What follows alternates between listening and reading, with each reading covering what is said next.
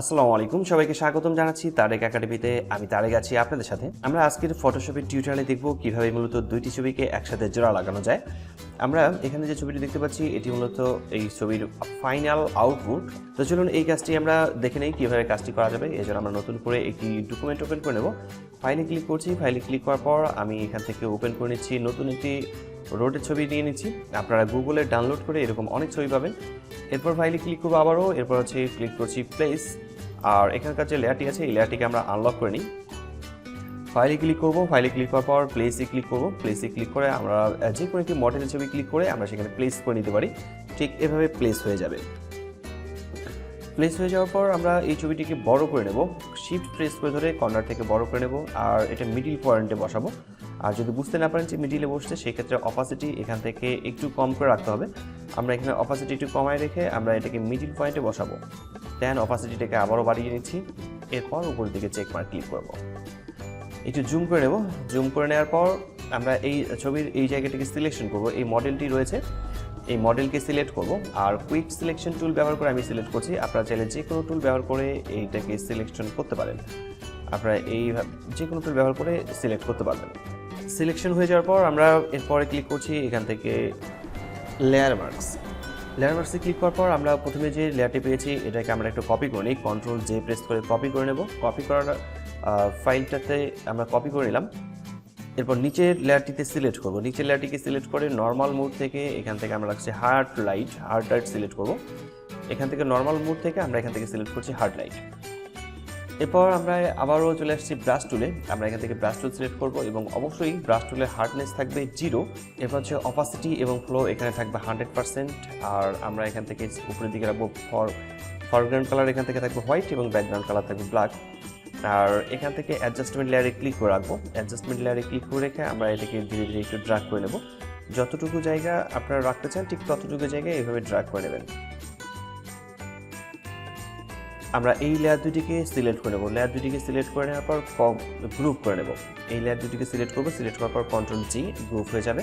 Group করে নেওয়ার পর আমরা নিচের দিকে চলে আসবো অ্যাডজাস্টমেন্ট লেয়ারে। অ্যাডজাস্টমেন্ট লেয়ারে ক্লিক করছি। এরপর এখান থেকে হিউ অ্যান্ড স্যাচুরেশনে ক্লিক করব। হিউ অ্যান্ড স্যাচুরেশনে ক্লিক করার পর আমরা এখান থেকে চলে আসছি মাস্টার্ড কালার এখান থেকে সায়ান টিক করছি এবং স্যাচুরেশন এখান থেকে আমরা রাখবো 0। এরপর আবারও এখানে ক্লিক করে আমরা কালার সিলেক্ট করব ব্লু কালারটাকেও আমরা এখান থেকে রাখবো -100%। দেন ওকে, এটা কালারটি এখন মূলত রিয়েলিস্টিক একটি কালার লাগছে। এরপর আরও একটু রিয়েলিস্টিক লাগানোর জন্য আমরা আমাদের যে ব্যাকগ্রাউন্ড লেয়ারটি রয়েছে এই ব্যাকগ্রাউন্ড লেয়ারটিতে ক্লিক করব। রাইট বাটন ক্লিক করে এখান থেকে ক্লিক করছি ব্লেন্ডিং অপশনে ক্লিক করার পর আমরা এখান থেকে গ্রেডিয়েন্ট ওভারলেতে ক্লিক করব। এরপর নর্মাল মোড থেকে এখান থেকে রাখবো আমরা সফট লাইট সিলেক্ট করে রাখছি এবং আমরা এখান থেকে কালার মোড রাখবো আমরা ব্ল্যাক অ্যান্ড হোয়াইট। এই কালারটি সিলেক্ট করবো। আমি ব্ল্যাক অ্যান্ড হোয়াইট এটি সিলেক্ট করছি। দেন ওকে, এখান থেকে আমরা অপাসিটি 30 পর্যন্ত রাখছি। এরপর এখান থেকে স্টাইল থাকবে রিটাইল করে রাখবো।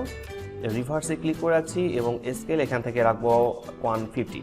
এরপর এখান থেকে ওকে লেখাতে ক্লিক করব। ওকে লেখাতে ক্লিক করার পর কাজ মোটামুটি শেষ হয়ে গেছে।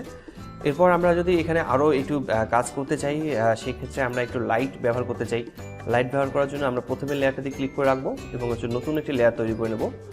নতুন লেয়ার তৈরি করার পর আমরা এখান থেকে পেন বাকেট টুল সিলেক্ট করে নিচ্ছি। পেন বাকেট টুল এবং ফরগ্রাউন্ড কালার রাখবো ব্ল্যাক এবং ব্যাকগ্রাউন্ড কালার রাখবো আমরা হোয়াইট। আমরা এখানে ক্লিক করলে এটা কালো হয়ে যাবে।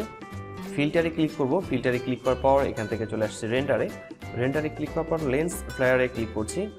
মিডিল পয়েন্টে রেখে লাস্ট 3 নাম্বারটাতে ক্লিক করে রাখবো। আমরা 3 নাম্বারটাতে সিলেক্ট করে রেখে ওকে লেখাতে ক্লিক করছি। এরপর ক্লিক করবো ফিল্টারে ক্লিক করার পর ব্লারে ক্লিক করছি। ব্লারে ক্লিক করার পর গসিয়ান ব্লারে ক্লিক করব। দেন ওকে, এখান থেকে 4.8% থাকছে। এরপর আমরা ওকে লেখাতে ক্লিক করছি। এরপর এখানে নর্মাল আছে, নর্মালি ক্লিক করব। নর্মালি ক্লিক করার পর স্ক্রিন এখান থেকে আমরা করে রাখবো স্ক্রিন করার পর এখানে মুভ টুল সিলেক্ট করছি। মুভ টুল সিলেক্ট করার পর এখানে যে কালারটি আছে এই কালারটিকে আমরা যে কোনো জায়গায় অ্যাডজাস্ট করে নিতে পারি।